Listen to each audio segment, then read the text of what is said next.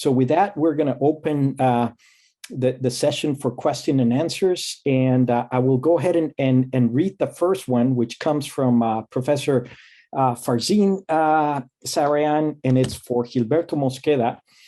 And he says, I would like to excite discussion about the behavior of isolated bridges that have a skew angle. For example, is there a way to arrest deck rotation?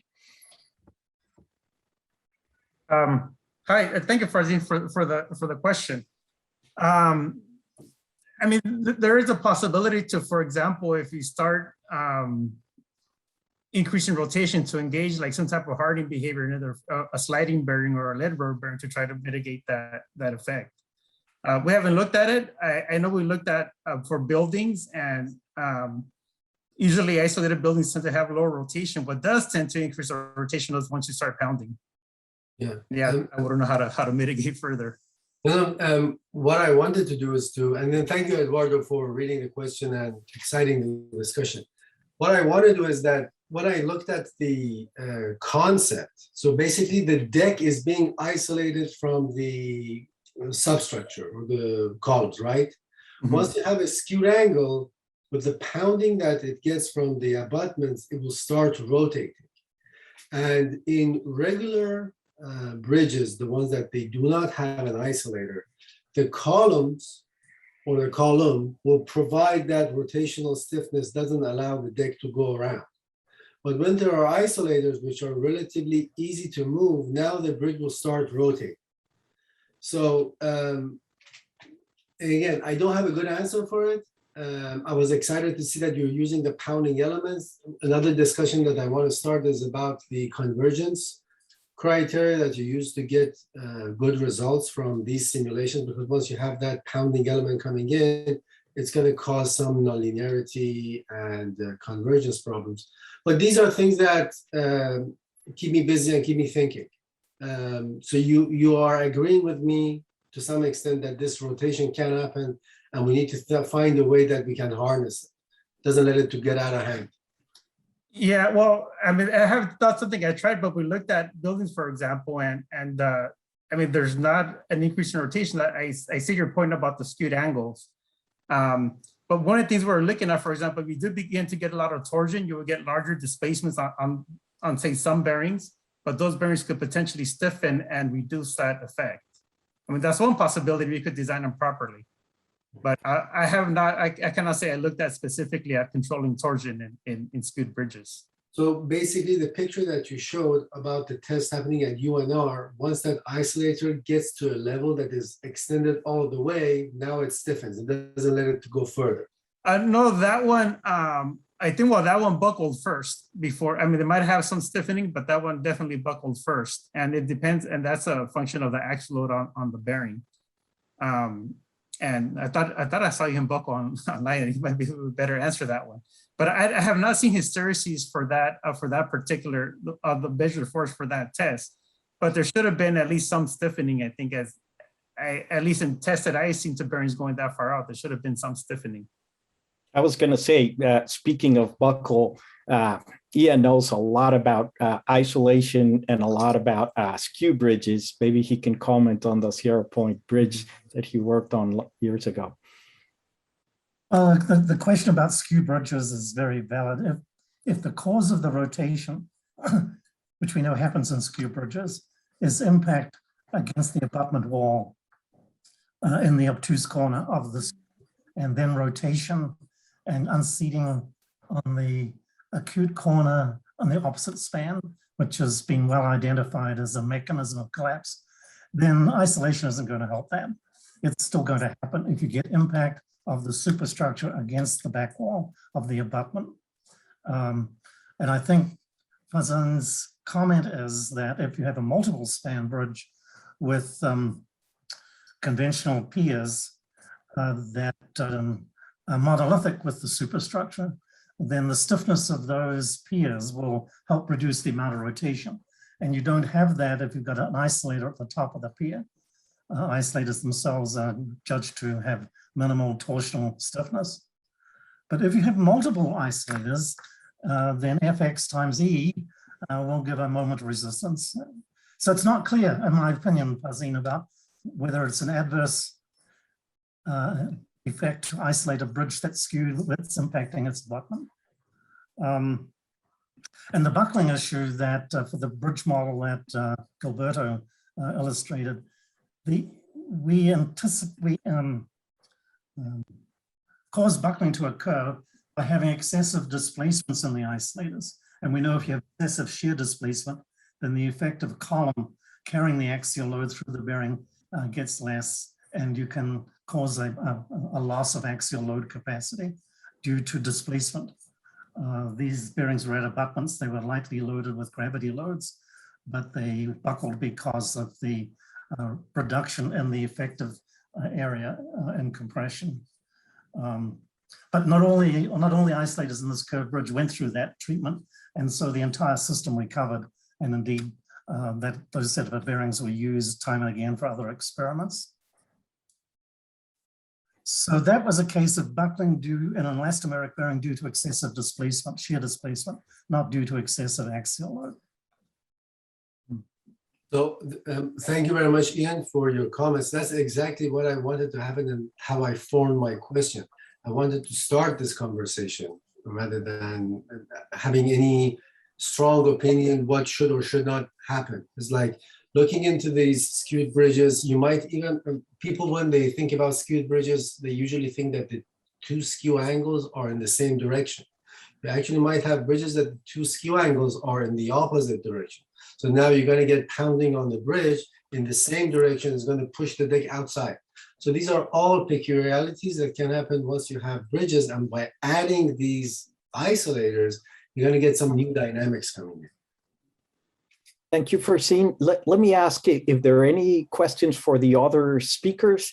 If not, we can come back to the bridges and skewed bridges in this. But if there are any questions for Erica, Anis, or Laurent, please raise your hand or type them in the Q&A, and we will get to them.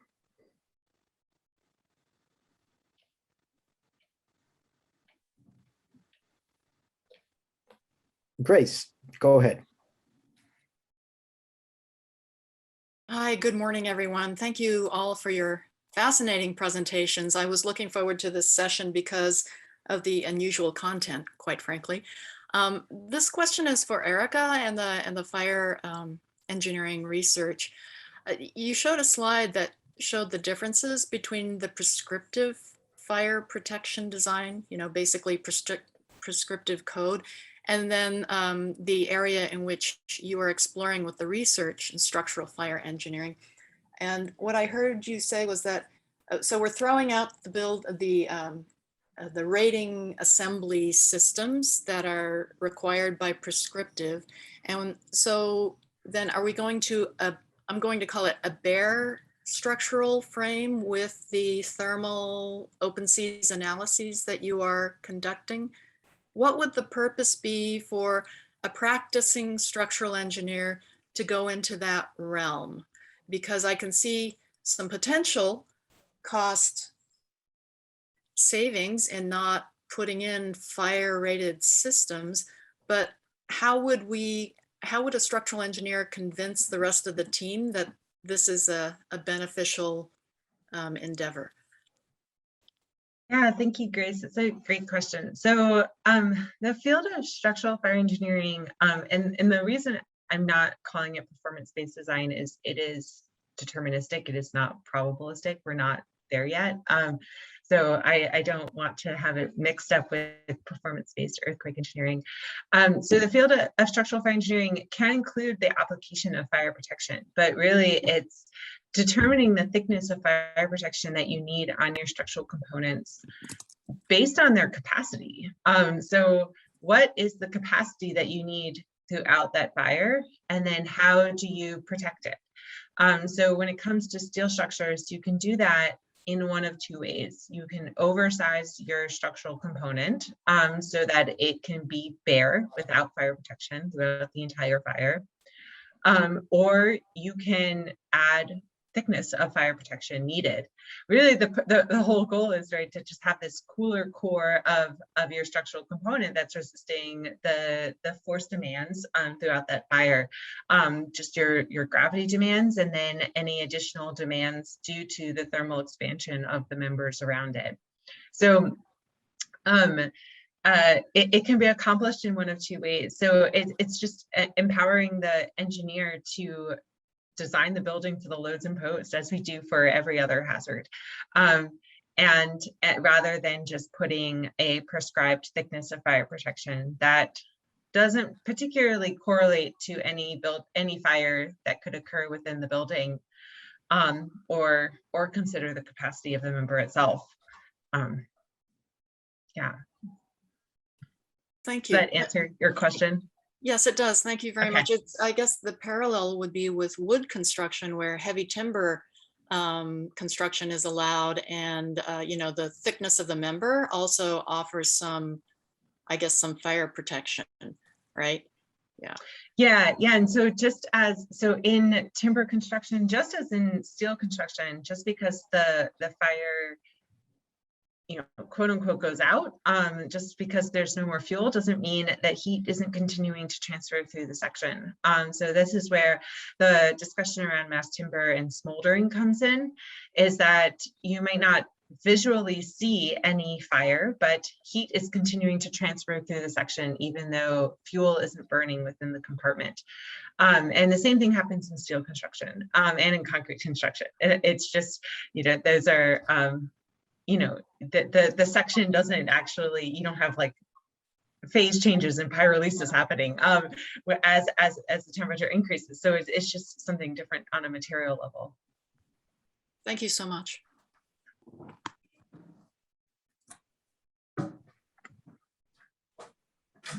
Any other questions?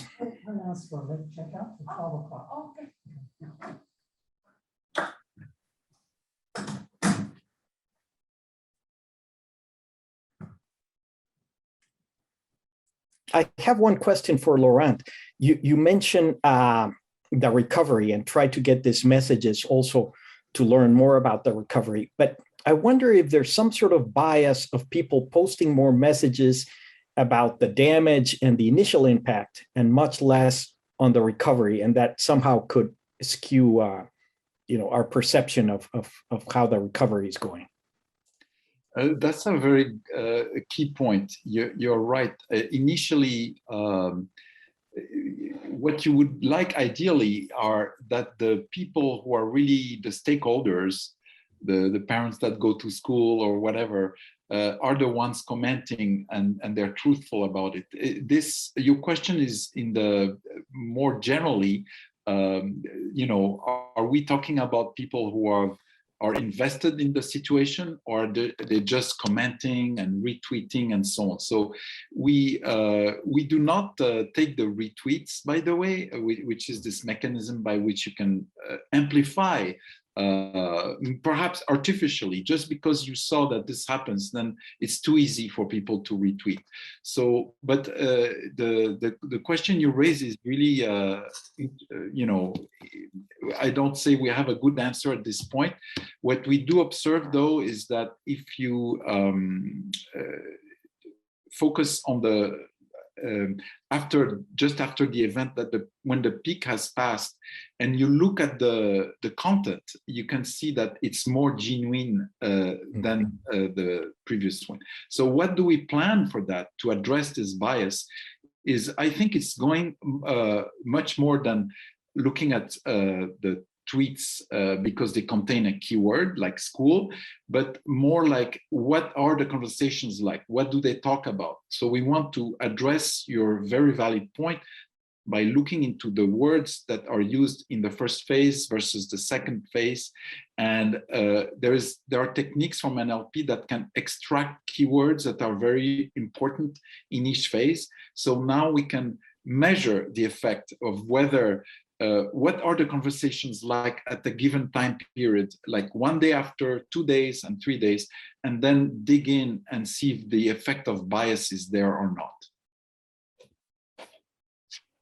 Very interesting. Any other questions for any of the four speakers?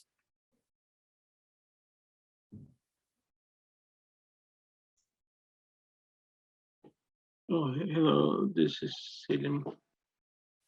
Just to add to that answer, we are basically conducting these surveys to actually evaluate, how good are those estimations from the NLPs. So, and then that's one way to, so we consider, let's say, the survey results as the ground truth or some other literature and so on, and compare that against the NLP to kind of make sure and do any improvements needed to improve those estimations of the coverage. Mm-hmm.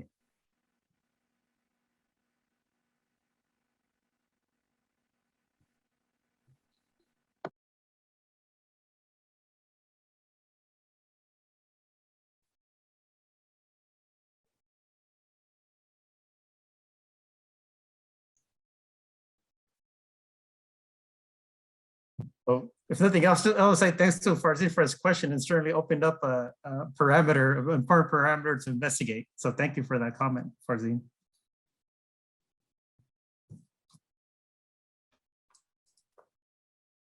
Anytime, my friend. Any questions for Anis, Dennis, or Ian Buckle on their tsunami related research?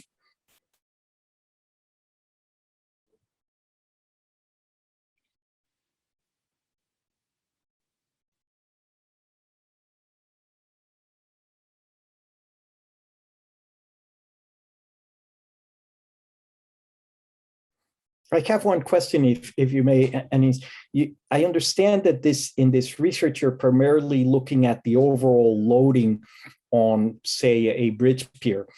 But I wonder if at one point you are also interested, or there's a way to tackle the localized damage that could be produced, say, by the edge of a container or a boat or something on that particular bridge.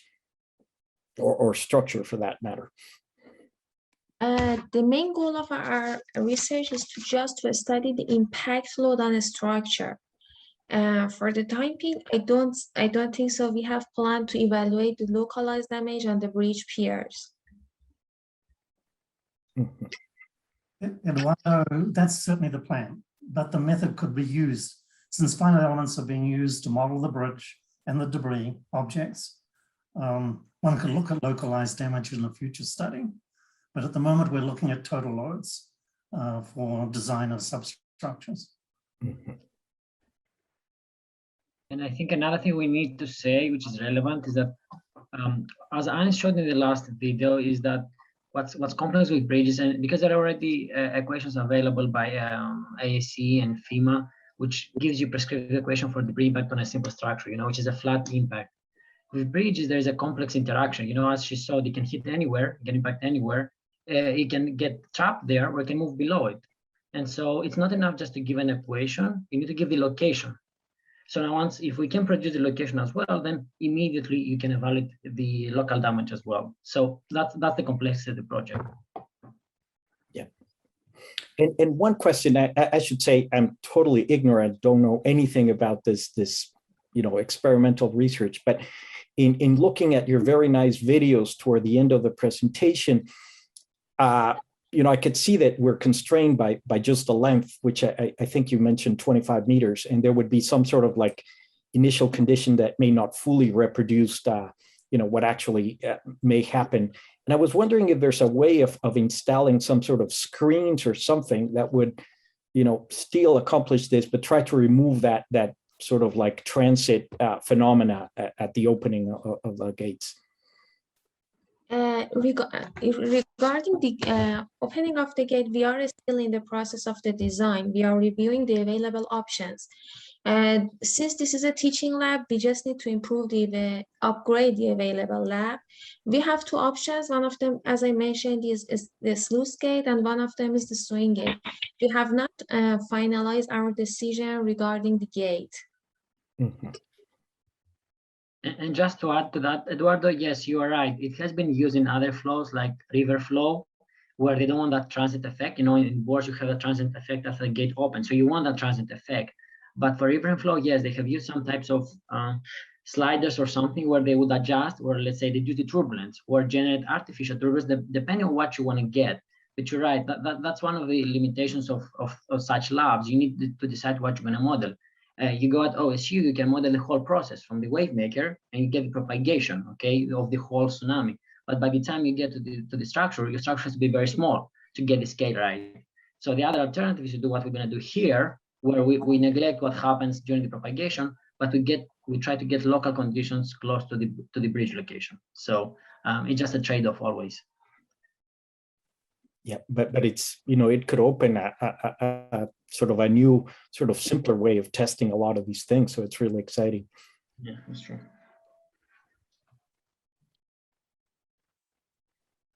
Any other questions for the speakers?